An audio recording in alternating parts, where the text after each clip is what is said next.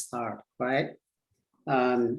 Welcome everybody. It's my great pleasure to introduce today's physiology seminar speaker. And so Konstantin Doubrovinski did his bachelor's degree in mathematics, actually in Uppsala University in Sweden. And then he moved on to a master's degree in molecular bioengineering, again, also at Uppsala University in Sweden. And then he went to the Ph.D. program in physics at the University of Saarbrücken in Germany, actually, and where he started to learn the biophysics principles of cytoskeleton organization. So after that, he went to do a postdoctoral fellow with Eric Wischels, which many of you know is a Nobel laureate who discovered many of the genes responsible for Drosophila early embryonic development. And there he actually applied his physics background to start to study the physical aspects of Drosophila embryo gastrulation, a project which we carried on after he moved to UT Southwestern in 2015, where he joined the Green Center for System Biology under the, so right now he's going to tell us his work at UT Southwestern about the physical aspect of gastrulation. Thank you very much, Konstantin. It's a pleasure to welcome you. Thank you, DJ, for the opportunity. It's really a pleasure for me to be here. I'm very much looking forward to getting feedback on my work from people here, and I hope we can also continue the discussion in the future. So let me share my screen. Right. Okay, can you hear me well? Yes. Okay, yeah, so today I'm going to discuss some of our recent work, which is aimed at understanding mechanisms that underlie Drosophila gastrulation. And so this first slide is kind of meant to illustrate, if you will, the philosophy behind the kind of biology that we do. And the point that I'm trying to make here is that if you look at different tissues that are undergoing morphogenesis, you're going to see cells perform a fairly limited set of common behaviors. So one common theme are the cellular deformation, cellular shape changes due to internally generated stresses. So for instance, you can start off with a cell that is rounded and then that cell will elongate, or vice versa. You can start off with an elongated cell that rounds up. Another very common situation is when cells rearrange, when cells exchange their neighbors. Then there are these processes like cell division and apoptosis. So these processes lead to changes in the number of cells within the tissue. And finally, I would like to mention cell motility, when a cell is someplace and then it crawls over someplace else. Okay, and so sort of the ultimate long-term goal of what I'm trying to achieve, I would like to build models of these different processes, but models that don't just kind of superficially mimic, that don't just superficially resemble what is seen in these experiments, but rather I would like to get to models which in a natural, correct way captures the underlying physics, captures the underlying biology. And if we could actually achieve this, then ultimately I believe we could construct, we can come up with models of morphogenesis in different biological systems based on a limited common set of shared basic principles. Okay, but now studying all of this at once can possibly be kind of overwhelming. So we try to focus on a particularly simple system. So we look at Drosophila gastrulation because, as I'm going to explain later, here these different cellular behaviors are kind of cleanly separated from one another. Okay, so here you are seeing a sequence of scanning electron micrographs showing progression through gastrulation. So these are, of course, transverse sections through a fruit fly embryo. And if you look at this first image here, you see that cells basically form. So the embryo consists of a single layer of epithelial cells. And to begin with, all of these cells are pretty much identical morphologically. So the shape of those cells is cylindrical or columnar. And then at a slightly later stage of development, a bunch of cells that are located in the ventral part of the embryo, they start constricting, start shrinking at one end. And so naturally, as these cells shrink, they go from being approximately cylindrical to being approximately wedge-shaped. Okay, and then still later, the surface begins to bend, and eventually the surface folds to form this structure, which is called ventral furrow, such that these cells that were initially situated at the surface of the embryo are now brought into the interior of the embryo. And so kind of bridging back to my previous slides, we know that these cells are mitotically quiescent. They are not dividing. These cells are, for all we know, not motile. Cells do rearrange ever so slightly, but only slightly. So the only thing, presumably, that's going on here is that cells are changing their shape due to internally generated, notably myosin-generated stresses. Okay, and now I would also like to give you some feeling for the dynamics in this system. So this is a movie that I took using scanning disk fluorescent microscopy. The marker here is histone GFP, so you can see these nuclei in green. And in between these nuclei interspersed, you can see these little red dots. Those are fluorescent beads that are injected into the embryo. And this is just to more accurately, more quantitatively track tissue deformation. So this is the movie.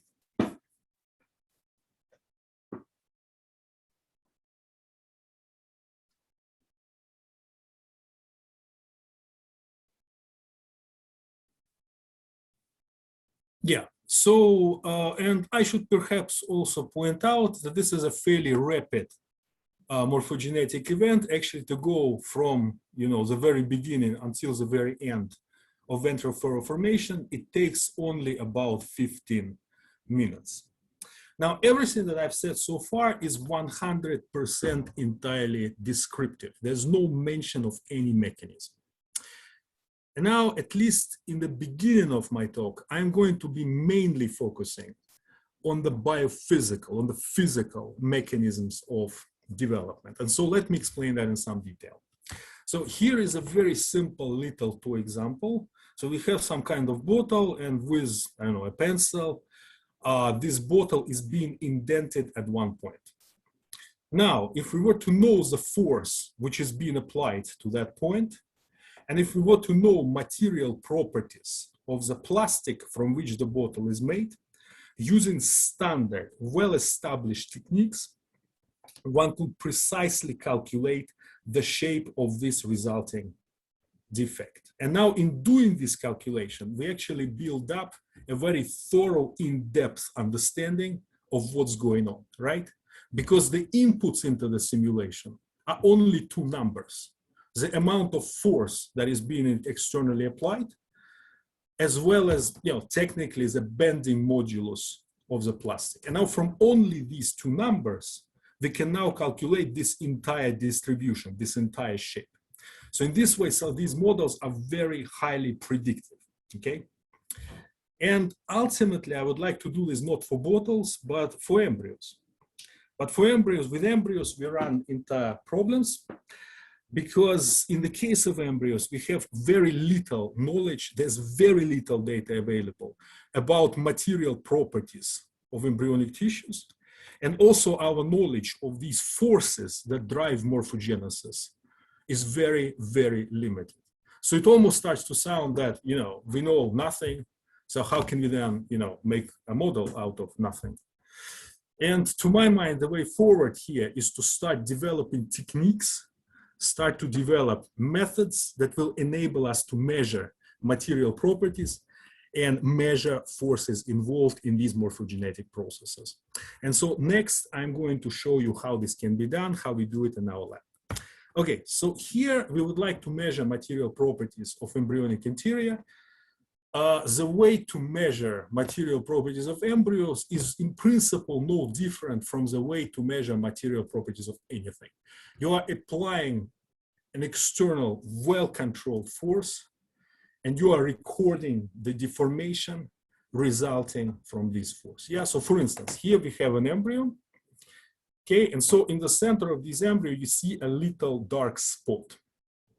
So this spot is a little droplet of ferrofluid that I injected into this embryo. Okay, so these ferrofluids, they're basically like liquid magnets. Because they're liquids, you can relatively easily insert them, inject them into an embryo. And now because they're magnets, you can pull these guys around by externally imposing a magnetic field. So in this movie that I'm going to show, I'm going to approach this embryo with a magnet, and we're going to look at this little ferrofluid droplet move in response. All right, so there is the magnet, droplets moving. And so we have now pulled the droplet all the way to the surface of the embryo. And then we take the magnet away. And following this, we see that the droplet kind of rounds up, but the center of mass of the droplet actually stays put. It actually stays in place. So the droplet does not actually recoil towards its initial position. So this suggests that the interior of the embryo, basically the cytoplasm of this embryo, is largely viscous as opposed to elastic. It does not restore its shape after an externally imposed deformation. Okay, and so now we can convince ourselves further of this, just take some extra data for statistics. So this plot is pretty self-explanatory. We are just doing more of the same experiment, right? So now on the x-axis, I'm plotting time. On the y-axis, I'm plotting displacement of the droplet from its original position. And now these 4 curves are 4 independent measurements that I did in 4 different embryos. So I start off with a droplet someplace in the center of the embryo. Then I pull the droplet all the way over to the surface of the embryo. Then I typically let it sit there for, I don't know, like half a minute. And following that time, the magnet is retracted. And we can observe how following the removal of the magnet, there's very little, if any, elastic recoil. So again, this just confirms what I've said previously, that cytoplasm is pretty much just a viscous fluid. And in fact, by calibrating the force on the droplet from the magnet, we can put a number on the viscosity of the cytoplasm. And if we do this measurement, we arrive at a number of approximately 1,000 centipoids. This is pretty much exactly the viscosity of glycerin. So in other words, cytoplasm mechanically behaves pretty much exactly like glycerin. Okay, and so next I want to illustrate that this same assay can be used to not only look at properties of cytoplasm, but this assay can also be used to look at the properties of cells. So what you are seeing here is a mid-sagittal section through an embryo. And this embryo was injected with a highly fluorescent dye. So in this way, we can visualize individual cells. We can make out individual cell outlines. And here you see this dark shadow. That is, of course, our ferrofluid droplet. And so the experiment is going to be very similar to what I showed in the previous slide. We are going to approach this embryo with a magnet from the right. We are going to see the droplet move in response to the magnetic force, and then we are going to retract the magnet. Yeah, so in this case, you see that as the magnet is retracted, the droplet clearly, forcefully recoils towards its original position. So in other words, the cells are in fact highly elastic. They do restore their shape upon an imposed deformation. All right, so let me summarize what I've said so far. We have developed this assay for looking at material properties of embryonic interior. we have been able to measure the viscosity of the cytoplasm. We showed that cytoplasm is highly viscous. In fact, we can put a number, a dimensional number on the viscosity of the cytoplasm. And also we have shown that cellular cortex is highly elastic. We haven't yet measured the elastic constant. I'm going to return to this point later during my talk. Okay, so this may be good and well, but this isn't the aim. The aim is not just to measure these quantities.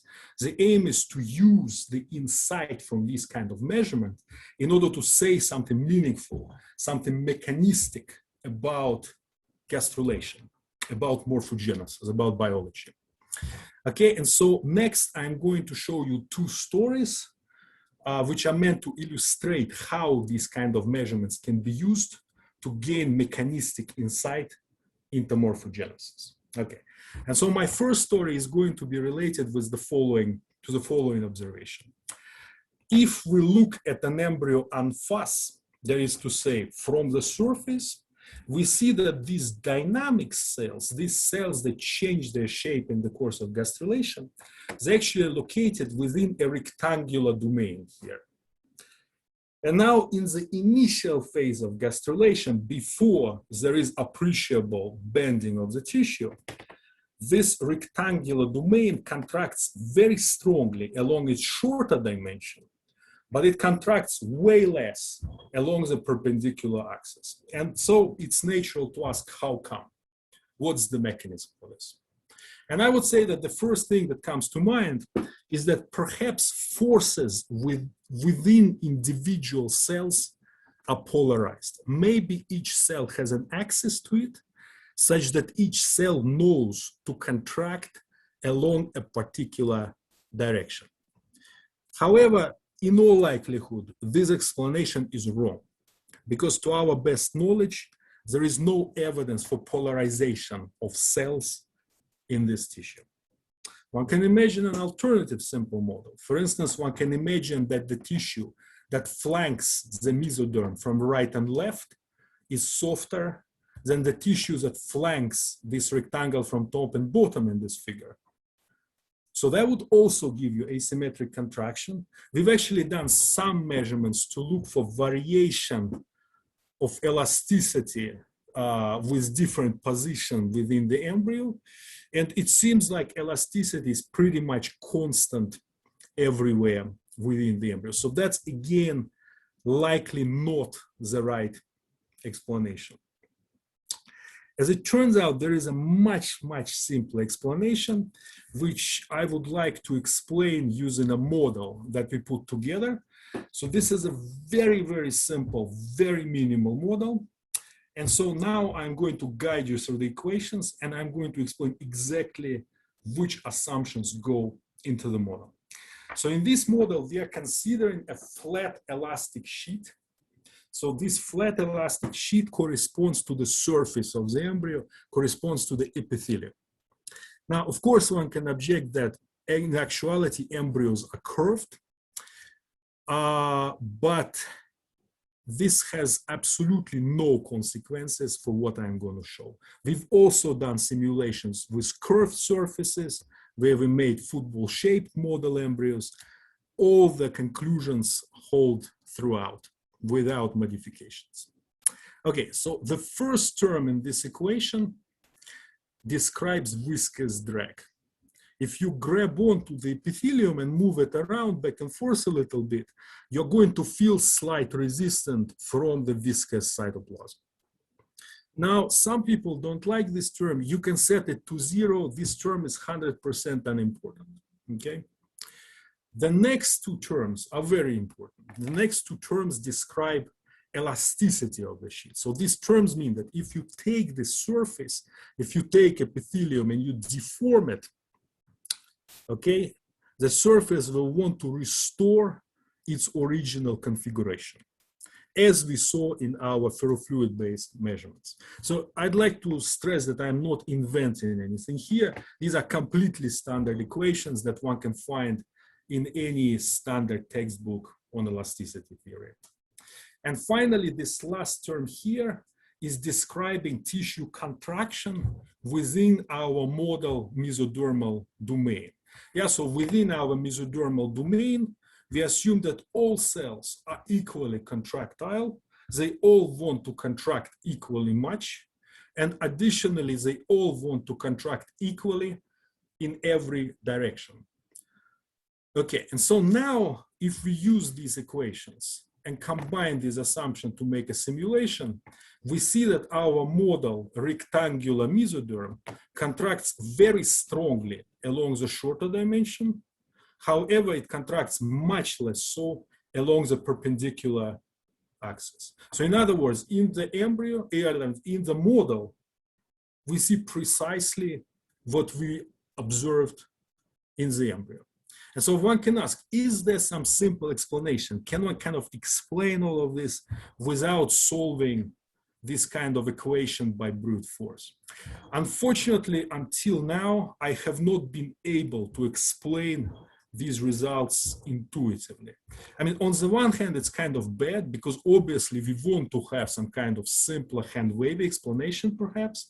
On the other hand, this illustrates the usefulness of the model. I mean, these models can surprise. They tell you something one wouldn't necessarily anticipate.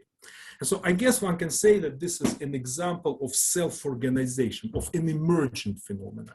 If you combine the elasticity of the tissue with the assumption that this domain is asymmetric, that automatically, inevitably, regardless model parameters, will necessarily produce asymmetric contraction along a particular direction. And also, I'd like to point out that this result is not that trivial, really, because if we disconnect the mesodermal domain from the surrounding tissue, right? If we just consider a little patch of tissue not connected to anything outside, subjected to uniform stress, then the effect goes away. Such a patch is going to contract equally in both directions. Okay, so the effect is not really about the asymmetry of the domain. It's not like the domain is longer one way, so somehow the force is greater. No, it has to do with how this contractile domain interacts with the tissue that surrounds it. Okay. And so at this point, one can, of course, object, well, you know, maybe I'm being too naive. After all, this is biology. Things can certainly be more complex. And actually, we have several independent lines of evidence that point to this very model. So in particular, here are some classical results that were obtained by Maria Leptin and Siegfried Roth. So what they did is they took wild-type embryo, they extracted some of its nuclei, and then using a microneedle, they injected those nuclei into another embryo to create an initially to basically create little patches of contractile tissue. Again, and so those patches could have random position within the embryo, they could have random orientation, random shape. And in these experiments, it was demonstrated that how such a patch contracts depend neither on where the patch is within the embryo, nor on how it's oriented. It depends exclusively on the geometry of the patch. So in particular, elongated patches contracted along their shorter dimension, whereas roundish patches remained round. And this is 100% consistent with the predictions from our model. Okay. And additionally, this same model can also be used to understand ablation experiments. So here we are looking at an embryo. It's about to gastrulate. Okay, and so in green, I'm showing you myosin GFP. So for the purposes of this experiment, myosin is just labeling the surface of the embryo. Okay, and then you see these little red dots. Those are fluorescent beads that are injected into this embryo to better track the deformation. In the course of this experiment, I'm going to hit this embryo with a laser to create an initially round hole in the surface. Zap. Okay, there. So you see that almost immediately this hole becomes ellipse-shaped, right? So the hole is actually wider along the long axis of the embryo. And if you do the corresponding simulation, this is exactly what the model tells you is going to happen. And I would say that this result is actually somewhat surprising, somewhat counterintuitive, because, okay, we made a hole in the surface. The hole expands more along the long axis. So what does it suggest naively? Well, I guess it suggests that myosin-generated stresses are higher along the long axis. But wait a second, the tissue is actually contracting along the perpendicular direction. So that doesn't really make sense, right? And so I guess what this shows is that one has to be cautious about interpreting this kind of data. It's not enough to only consider active myosin-generated tension. One has to also think about elasticity, and one has to think about how those two interact. And this is why models are actually really quite, I would say, necessary. Okay. All right. And so to summarize what I said so far, I'd say we've shown, or well, I mean, at least presented compelling evidence suggesting that asymmetric contraction of mesoderm, it's an emergent phenomenon, which arises from, on the one hand, elasticity of the tissue, and on the other hand, the asymmetric shape of the contractile mesodermal domain. And the other point that I was making on this previous slide is that these kind of ablation data must really be interpreted with caution. There are collective effects involved. One must consider how different forces interact. All right. And so far, so 1 second. Hi, Konstantin, there's a question asked by Matt. Let me allow him to speak. So let me figure out how to do this. Okay. Hold on. Matt. Now you can talk, Matt. Thanks, DJ. Konstantin, I'm curious. You say that when you looked at elasticity in different regions of the epithelia, it was fairly constant or consistent. But is it actually dynamic at the site of gastrulation? Because there's been a lot of studies looking at during like germ cell migration that remodeling of lipid metabolism seems to be important for the migration process. Yeah, so actually, we haven't looked very thoroughly at kind of spatio-temporal changes in these material properties. And the only reason for it is that, we just haven't gotten to it. I mean, ultimately, I think what we need to do is to do a more thorough study when we really map out those properties as a function of time and space. Frankly, we just haven't, haven't had a chance to do it thoroughly. No, that's cool. I was just thinking it might be a kind of your system seems like it might be really an ideal system to sort of to tackle how, if you're incorporating more sterol or more branch chain phospholipids which would increase membrane fluidity, if there's like dynamics to that, but I understand it's probably down the road. Yeah, totally. No, actually, I'm going to return to this kind of question of how specific molecules, specific players influence these material properties towards the end of my talk, actually. Okay, but thanks for the question. This is really comforting because it's really weird to not being able to see anyone, even myself. Okay. Yeah, very cool. Thank you. Any other questions? Okay, I'll just go. So until now, the model that I've been describing is only explaining the in-plane deformation of the tissue. But this model has absolutely nothing to say about why the tissue bends out of plane. Why is it you make a furrow? And so this is what I'd like to address next. And here we kind of started with a model, like the simulation I'm going to show, like it's mine. It's not quite the same as what's been published, but for all intents and purposes, very, very similar to what's been, to what's already been described in the literature. So let me tell you what all goes into the model, right? So this is our model, embryo cross-section. And I should also say that this embryo model embryo, obviously, is surrounded by a rigid scaffold, which represents Wittling membrane, such that the tissue is confined to lie within that scaffold. Cells are slightly elastic on their surface, as we actually determined in our measurements. And also, cells are impenetrable to their internal contents. So cytoplasm cannot go from one cell to another.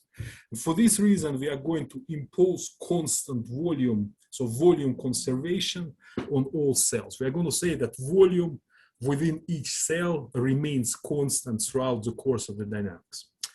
Okay, and in order for anything to happen here, we need to put forces somewhere. So we actually assume there is a little bit of tension everywhere in the tissue, but then in the quote-unquote, mesodermal part of the embryo, we have elevated tension on the apical side, and then also these lateral membranes here are under tension as well. All right, and so if we now make a simulation, we see that indeed, at least in principle, these assumptions suffice to explain out-of-plane bending of the tissue and formation of the furrow. Okay, so now I'm going to show you a very, very analogous simulation, except for one change. We are going to remove the basal membranes of these cells. So now in this simulation, whatever stuff resides inside of a given cell, it's perfectly, it's perfectly free to exchange between the cellular interior and the yolk sac. And here's what happens. So basically, all of these mesodermal model membranes happily shrink away to nothing, but there is no furrow forming. Okay? So in other words, if there is no propensity to maintain the content of a cell within the cell, if there's no propensity to maintain volume, then the force which is driving out of plane this invagination is going to completely is going to be completely gone. Okay, obviously this is just a model. In a model you can do whatever you like, but the reason I'm showing you this is that this is an experiment that can be done. So if we knock down a particular protein, anilin, we can make a gastrula which completely lacks basal membranes. And despite that these basal membranes are completely gone, we are still seeing a rather normal furrow, which contradicts the model that I showed you on the previous slide. Okay, and so here one can worry that maybe perhaps what we are seeing is not absence of membranes, but perhaps just absence of our staining. And so we did a bunch of control experiments that I'm not showing. First of all, we looked at these gastrulas using electron microscopy, and we could really see that indeed membranes are gone from the basal side. And additionally, we were injecting fluorescent particles into the yolk sac, and we could actually see those particles diffuse through the basal holes and into the interior of those cells. So it's pretty clear that the interior of those cells is not mechanically disconnected from the yolk sac in any obvious way. And nevertheless, the furrow is forming. So clearly something is missing in the model, something's off. And now what we think is missing in the model is simply the cytoplasm. Okay, so now if we make a model where cells are filled with viscous cytoplasm, and so is the yolk sac, we can make a simulation where cells are open on their basal side, and yet you can still simulate formation of this furrow.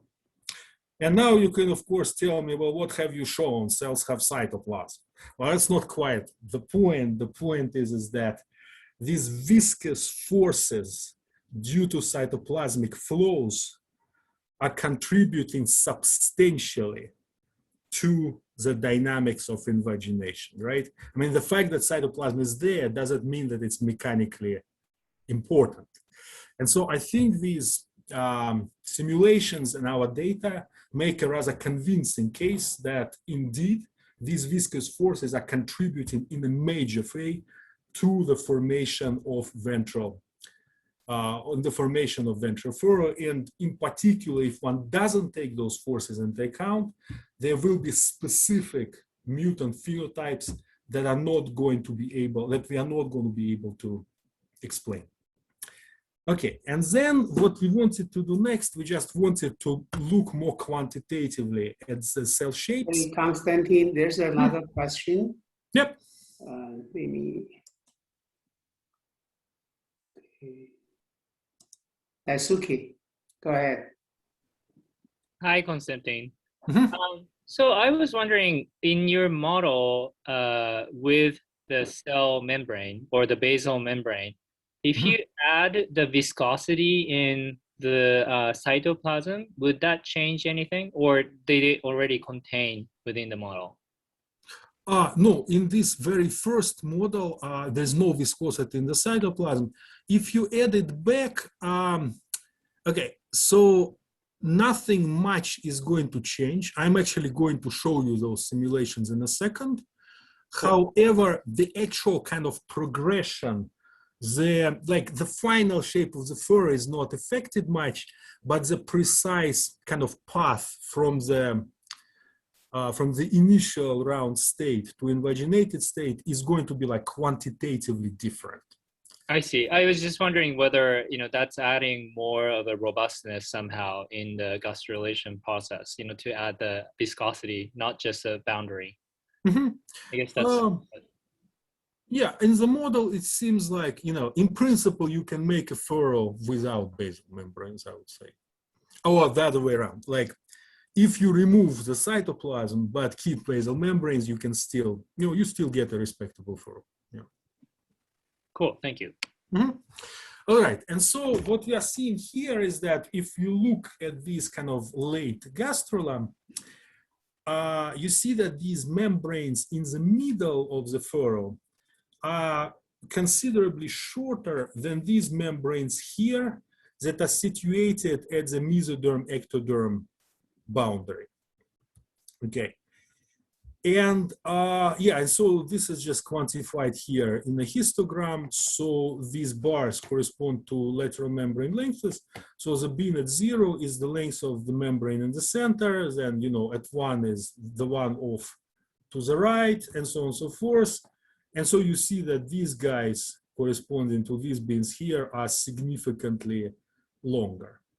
Okay, so now if we look at our annealing RNAi, the guy without basal membranes, we see the exact opposite situation, right?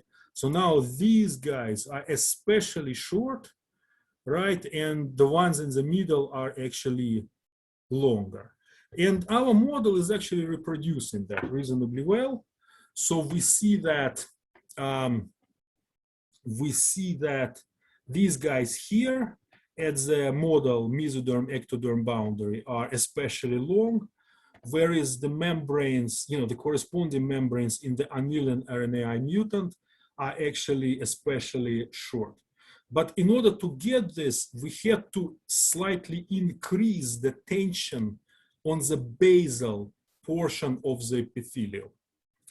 Okay, and there's actually every reason to believe there is extra tension there, because at the corresponding stage, there is a ton of myosin localizing to the basal sides of these cells.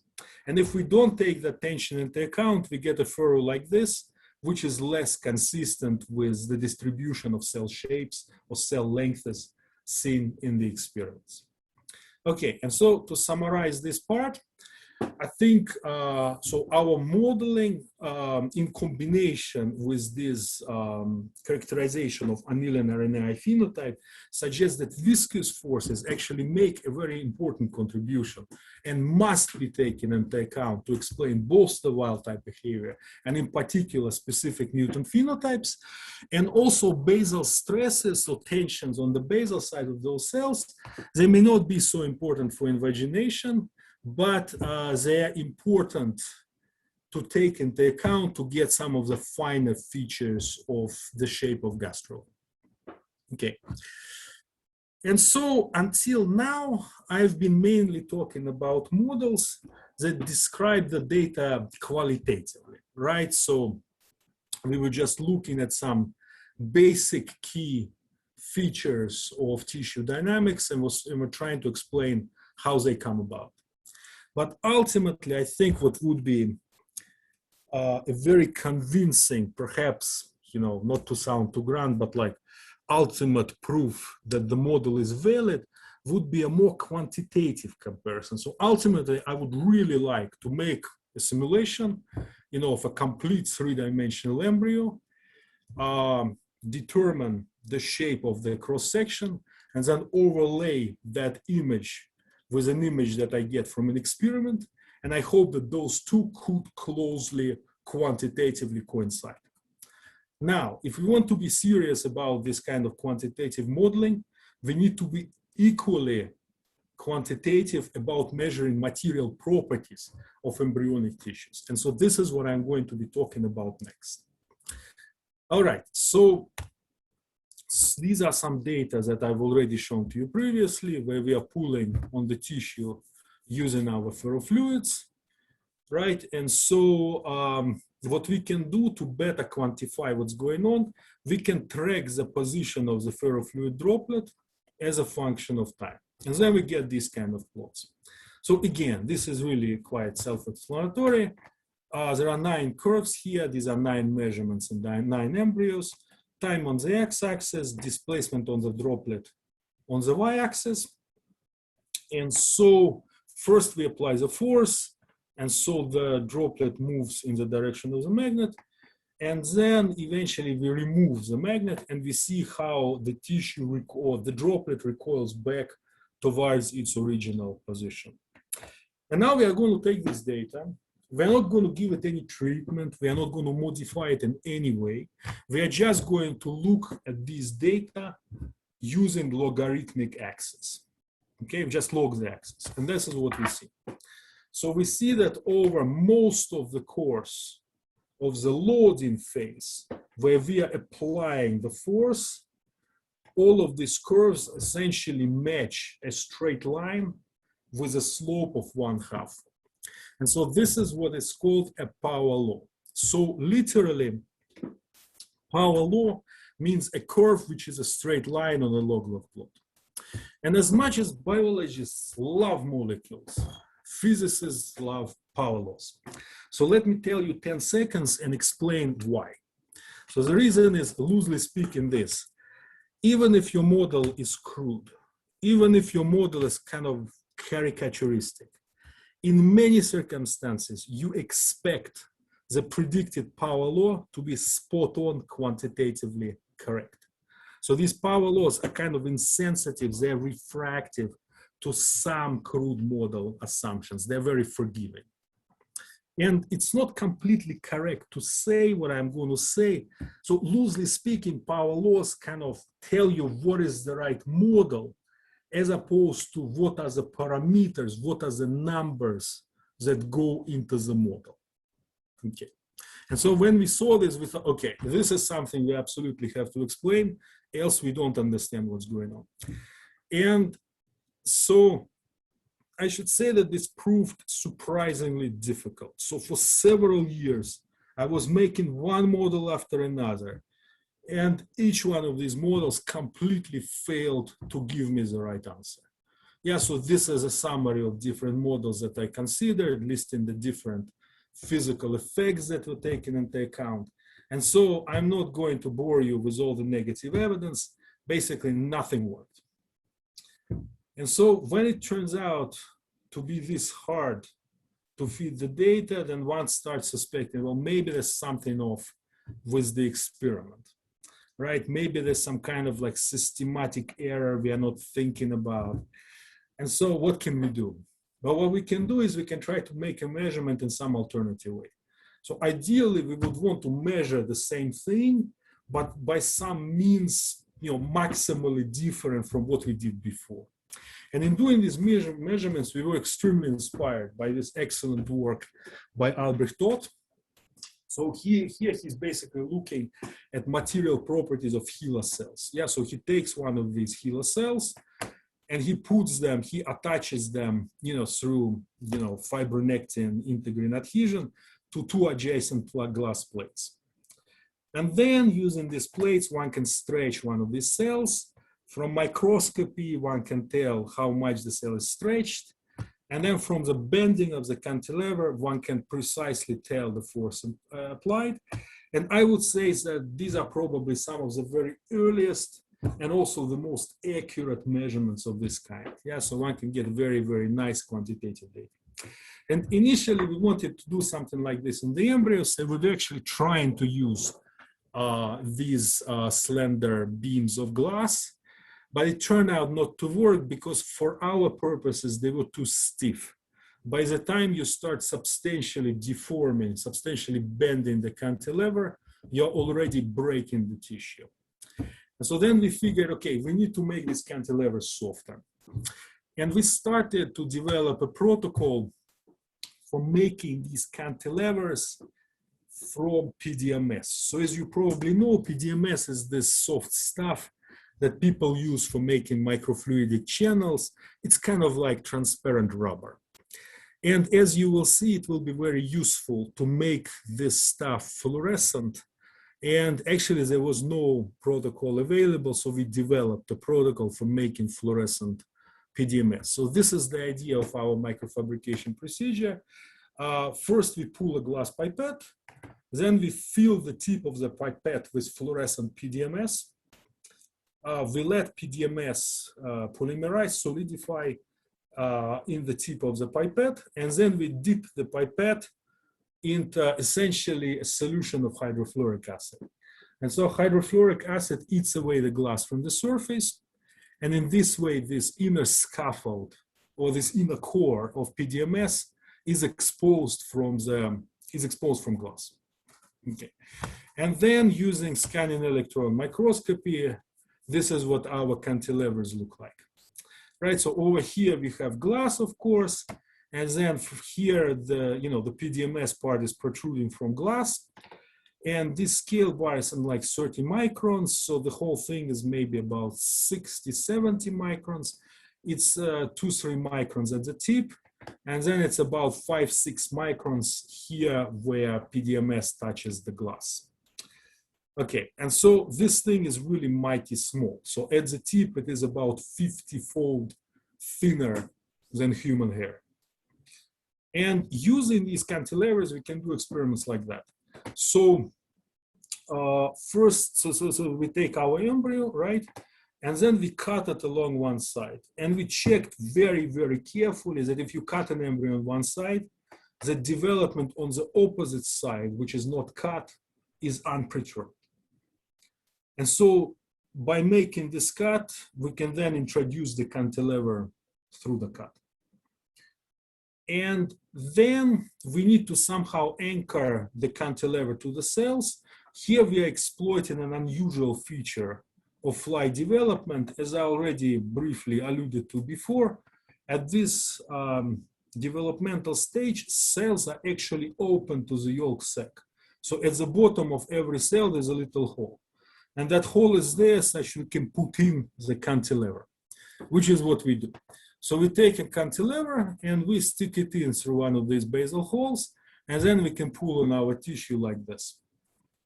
And so here in these experiments, you can very clearly make out tissue deformation, but then at the same time, from the bending of the cantilever, we can also calculate the force which is being applied.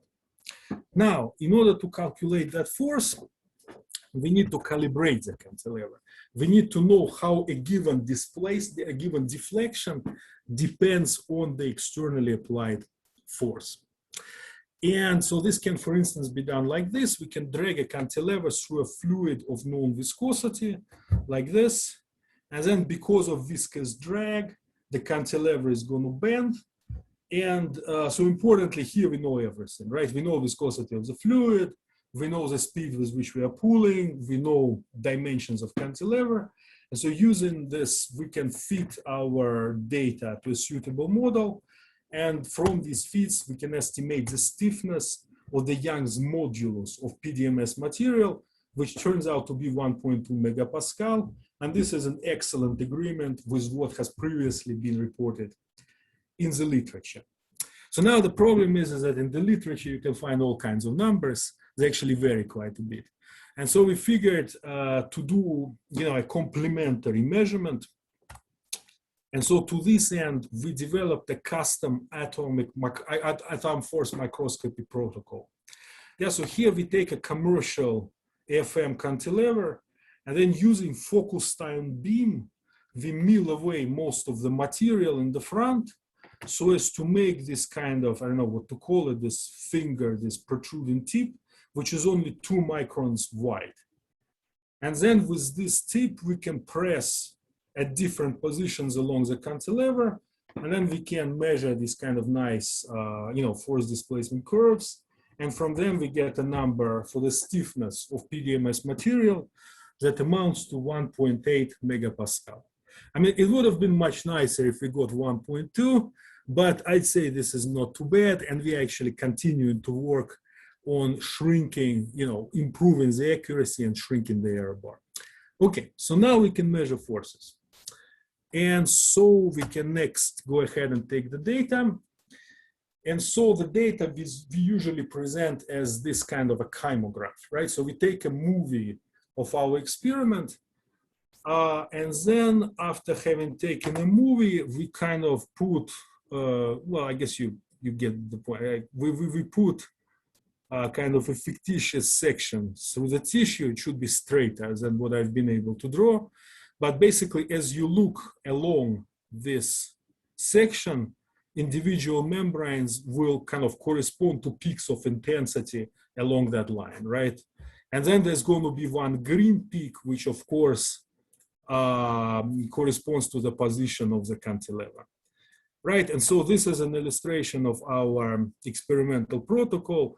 Obviously, these streaks correspond to cellular membranes, right? So initially we pull on the membranes for about a minute, right? So everything shifts upwards. Then we stop pulling and we just wait for another minute. And then we retract the cantilever. And as we remove the cantilever, you see that the tissue kind of starts relaxing towards its original state. Okay.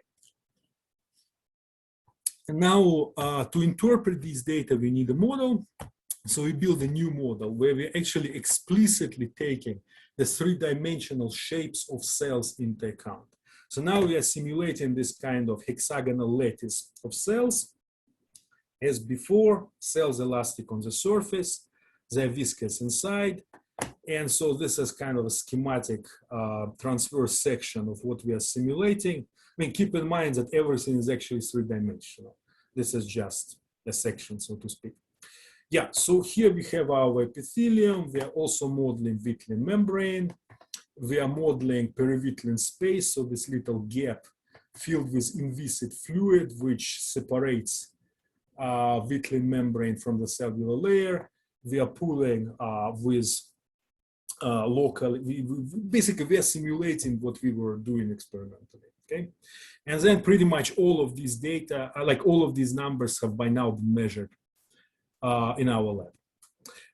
The thing that hasn't been measured is the stiffness, the Young's modulus of these cellular edges. So that's going to be our adjustable parameter. We vary the value of the Young's modulus so as to best match our measurement data.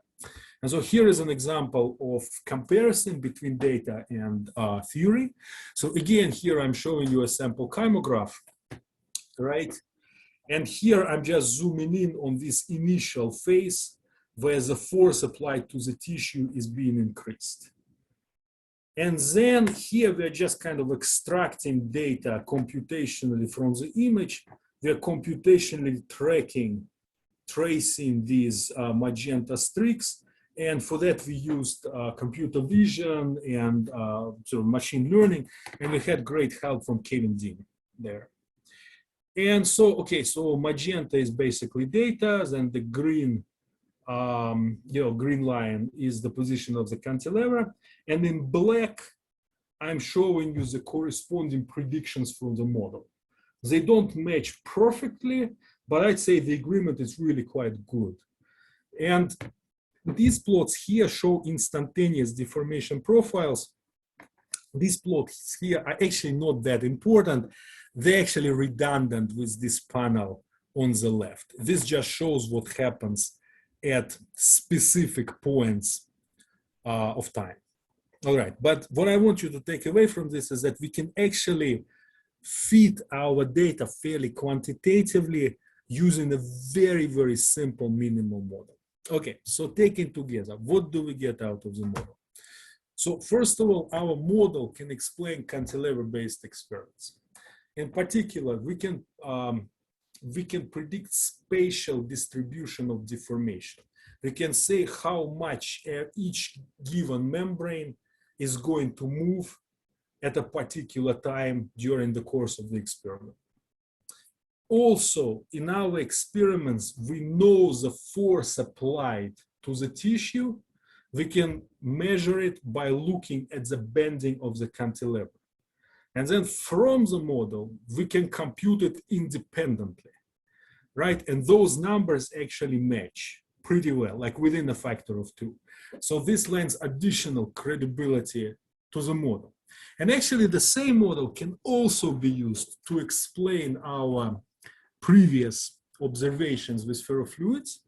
We can calculate total displacement. So in a typical experiment, we are pulling with a ferrofluid droplet on the tissue for about a minute. And then in that minute, we are pulling with a force of, a few tens of nanonewtons. And we obtain total displacement of about 40 microns. And actually, we can compute those 40 microns. And this calculation checks out.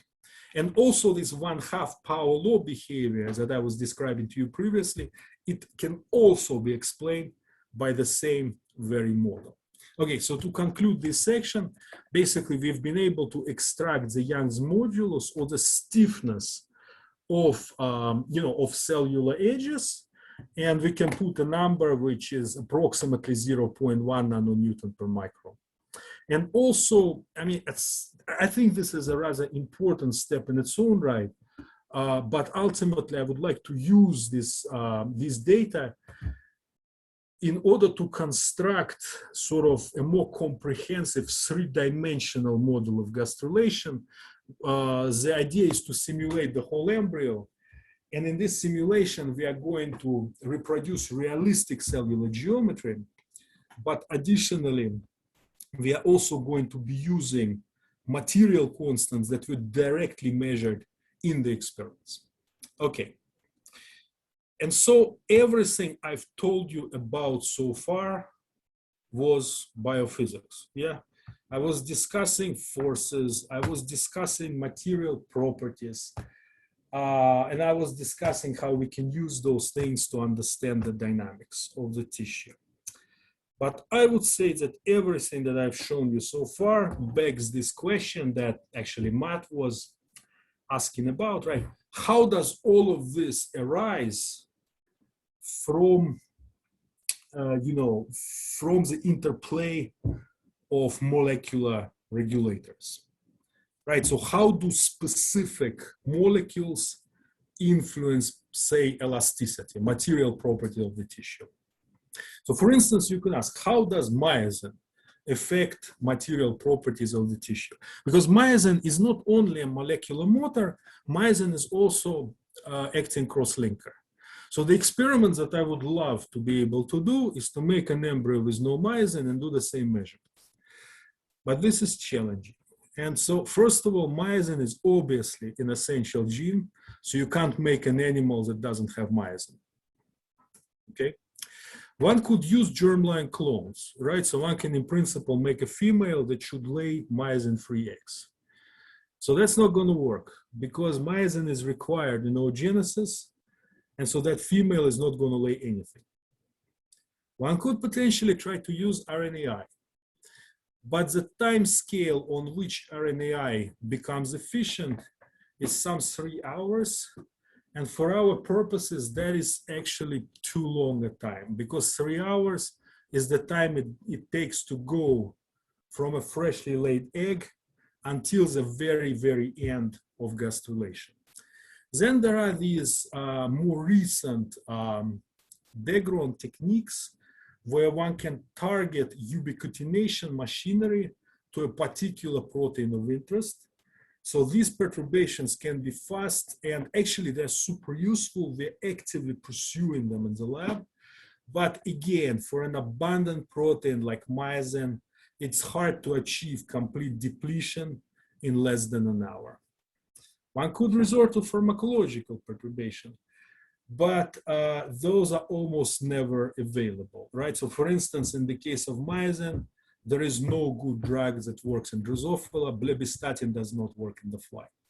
So now, prompted by these challenges, we really wanted to develop a novel technique that could enable for rapid depletion of proteins in Drosophila embryo.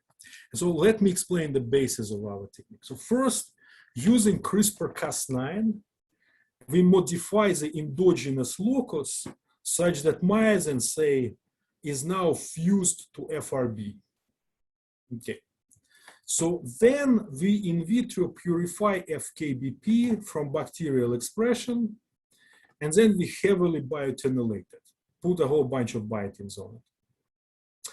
Then we inject FKBP into these embryos expressing myosin FRB.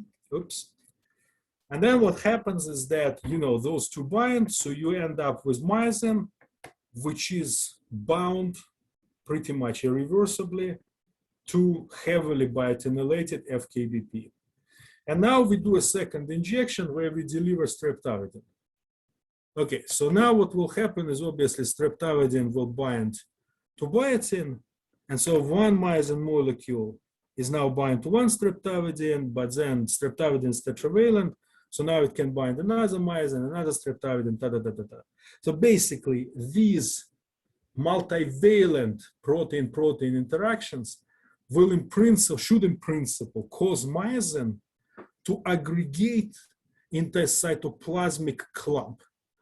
And so in this way, myosin will be sequestered away from the cellular cortex and thereby become inactivated. And so long story short, it works. So here is an embryo that was treated in the way that I've just been describing.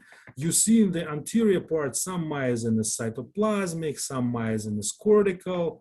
And so here further towards the back, we are seeing these characteristic myosin cables that are driving cell rearrangements during germ band extension. But here where we did the injection, the myosin is not particularly cytoplasmic or cortical, it's all in clumps, okay? And so clearly this is a very potent, very severe perturbation, and we have actually checked that this is indeed functional. So for instance, using this technique, we can severely inhibit progression of cellularization, and morphogenesis at that stage is known to require the activity of myosin motors. And actually we are super excited with this technique because this gives us a very systematic way to look at all the different, in principle, all the different cytoskeletal regulators. And then we will be able to study how these cytoskeletal regulators affect the morphogenesis phenotype. And also we could address the question of how those different cytoskeletal regulators, also not necessarily cytoskeletal, all the other molecules, how they affect material properties of the tissue, which was our original motivating question. Okay, and so I would just like to summarize everything that I've talked about today briefly. I've shown you a number of biophysical techniques. So for instance, this ferrofluid assay, which we use to measure viscosity of the cytoplasm, we were able to measure elastic constant of cell edges by using our bendable cantilevers. We not only do these measurements to get the numbers out, but we also use these measurements to explain certain aspects of biology, explain morphogenesis. So we were able to look into mechanisms of anisotropic tissue contraction during early stages of gastrulation. We were able to look into mechanisms of biophysical mechanisms driving tissue invagination during that corresponding stage. We were also able to explain some of the quantitative aspects of our measurements. So in particular, power law behavior during during this fluid pooling assay. And finally, I've described to you a novel technique which allows essentially minute, even second scale depletion of proteins of interest from a developing embryo in vivo.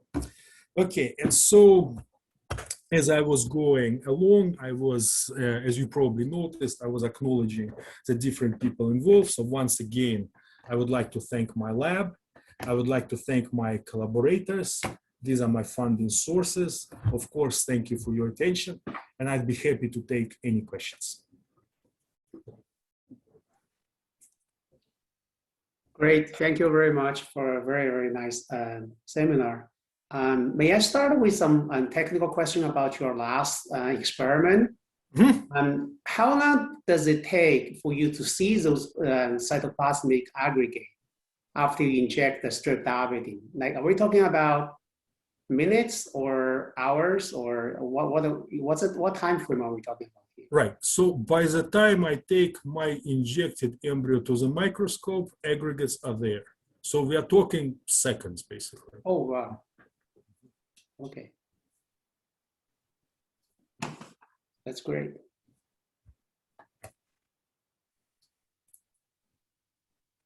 Any other questions?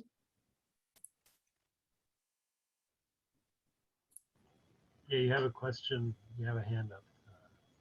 That's Kate.